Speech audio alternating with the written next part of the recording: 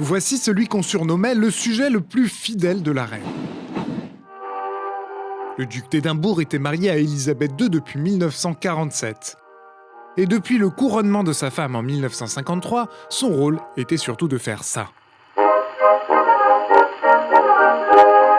Représenter la famille royale.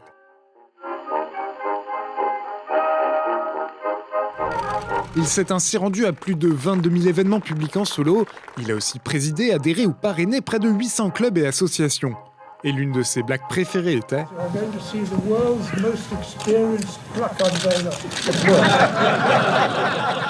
world's most experienced pluck unveiler. Cet ancien officier de marine a notamment promu la protection de l'environnement, mais aussi la science et le sport.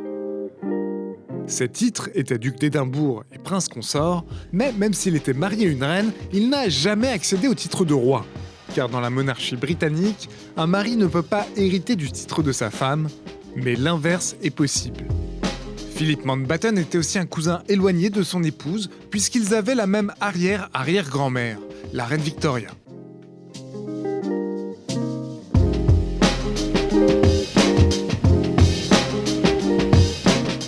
Le prince Philippe s'est toujours effacé devant sa femme en public, mais il était tout de même réputé pour son fort caractère, son humour cinglant, et aussi pour quelques propos à connotation raciste ou coloniale. À une Kenyane qui lui offre un cadeau en 1984. Vous êtes une femme, n'est-ce pas? Au parlementaire Lord Taylor of Warwick, dont les parents sont jamaïcains. De quelle région exotique du monde venez-vous? Sa réponse: Birmingham. à un aborigène lors d'une visite en Australie en 2002. Est-ce que vous vous jetez toujours des lances?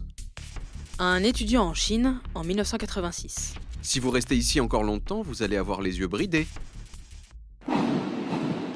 Le prince Philippe a cessé toutes ses activités de représentation en août 2017.